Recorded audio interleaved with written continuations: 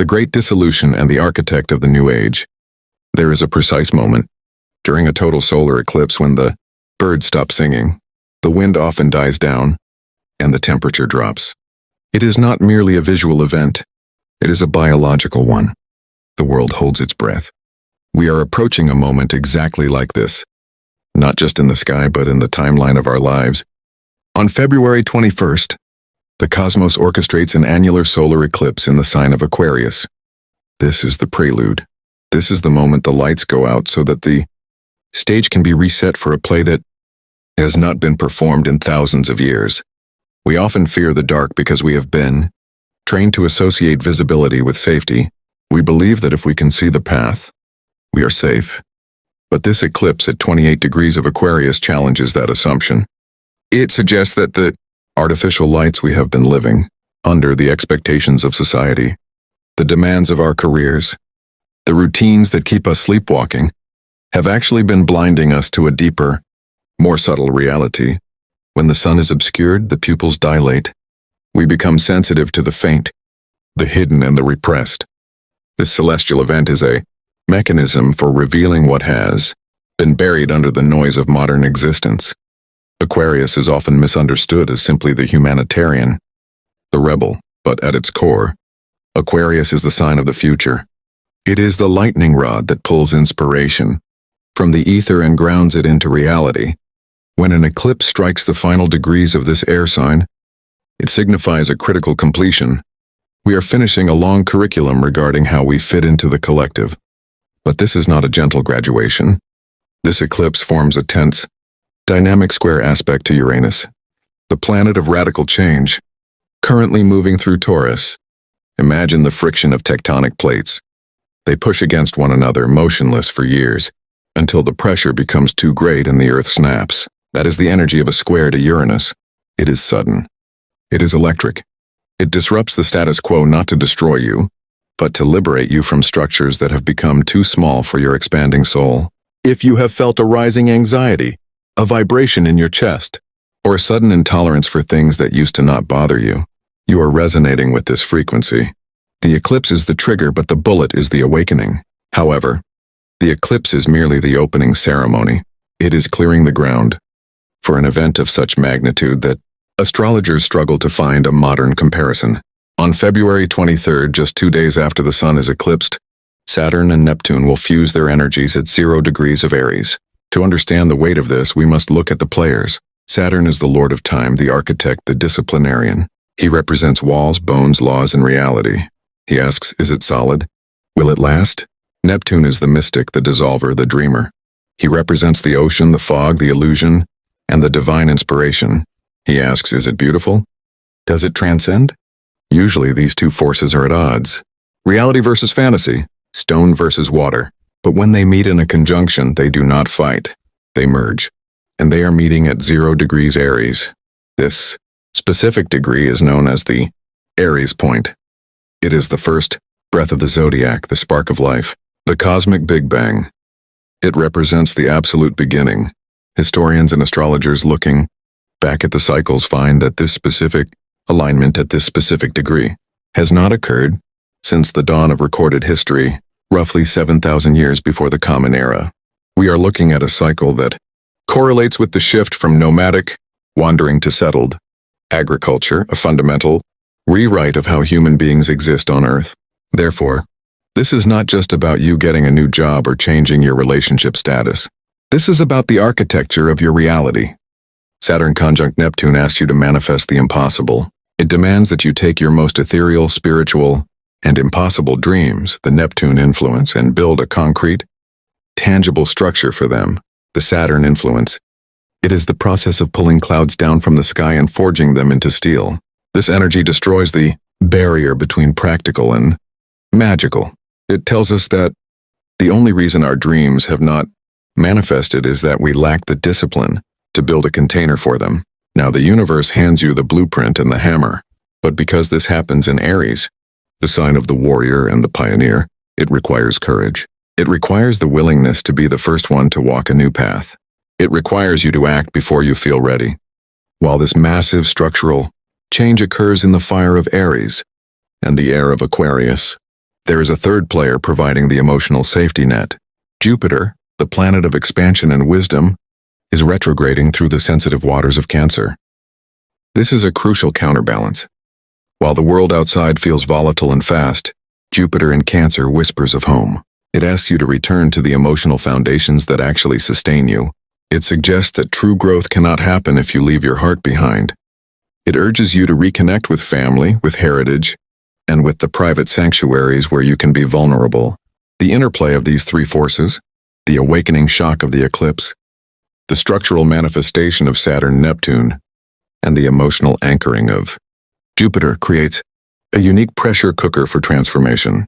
The impact of this will be different for every individual, depending on where these energies land in the map of the stars at the moment of your birth. For those carrying the energy of Aquarius, this is a moment of total reinvention. The eclipse obscures your first house of self, removing the mask you have worn for the world. You are being asked to redefine who you are when no one is watching. The person you were last year is gone, and the person you are becoming is still forming. With Saturn and Neptune entering your third house of communication, your very voice is changing. You will find that you can no longer speak words that are not true.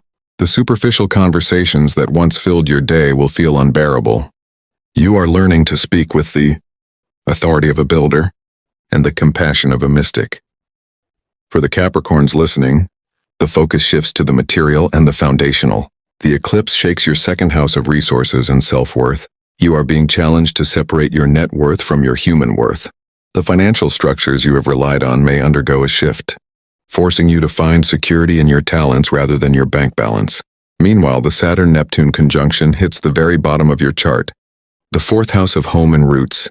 You are literally rebuilding your foundation. This might manifest as a physical move, a renovation, or a deep psychological healing of childhood wounds. You are pouring a new concrete slab for your life to stand upon. For Pisces, this is a time of profound paradox. Jupiter, your ruling planet, is expanding your creative fifth house, bringing joy and artistic fertility. Yet the eclipse falls in your 12th house, the realm of the unconscious, the hidden, and the spiritual. You are diving deep into the ocean of your own psyche. You are dredging up old fears and dissolving them. The Saturn-Neptune conjunction in your second house then asks you to take those spiritual realizations and monetize them, or at least value them. It is time to stop giving your magic away for free. You must learn to build boundaries around your empathy so that it becomes a sustainable resource rather than a sacrificial offering. Aries, you are the protagonist of this cosmic story. With Saturn and Neptune meeting in your first house, the spotlight is blindingly bright on you. Saturn is placing a heavy mantle of responsibility on your shoulders. You are growing up regardless of your age. You are becoming an authority. But Neptune is there to ensure you do not become hard. Neptune softens your ego, making you porous and intuitive. You are shedding the armor of the lone wolf and learning to lead with vision rather than force. Simultaneously, the eclipse in your 11th house reshuffles your alliances.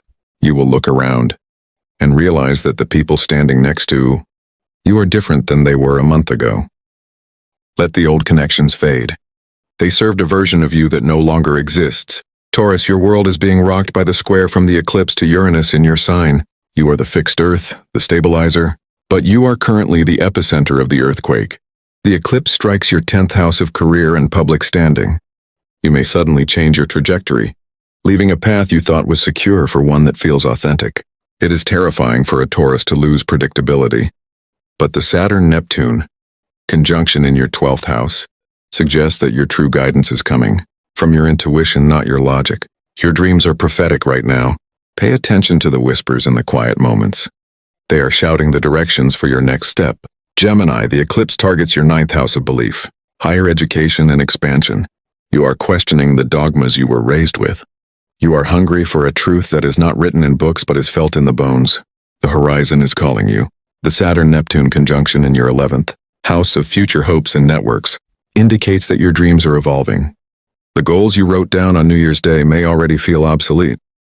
You are beginning to visualize a future that is more interconnected, more compassionate, and far grander than your previous logic allowed you to see. Cancer, the energy turns intense and private.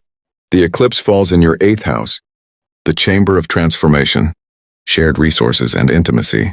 This is where we deal with debt, both financial and emotional. You cannot hide from the truth here. If there is an imbalance in how you give and receive, it will be corrected, but you have a secret weapon. Jupiter is retrograding in your sign. You are protected. You have an inner buoyancy that allows you to dive into these dark waters without drowning. The Saturn-Neptune conjunction in your 10th house suggests that as you heal your private world, your public power grows. You are preparing to step into a role of authority that is rooted in emotional intelligence. As we stand on the precipice of these events, it is vital to remember that astrology is not a script that is acted out upon you while you remain passive. It is a weather forecast. It tells you the conditions of the terrain. We know that the eclipse brings the dark, and we know that the conjunction brings the heavy labor of dream building. The invitation here is to stop waiting for permission. The old world, the old version of you, and the old excuses are being eclipsed.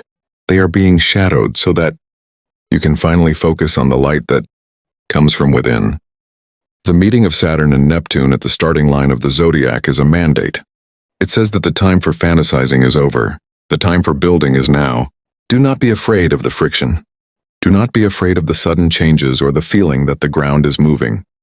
That is simply the sensation of the wheel of fate turning. You are not being punished. You are being positioned.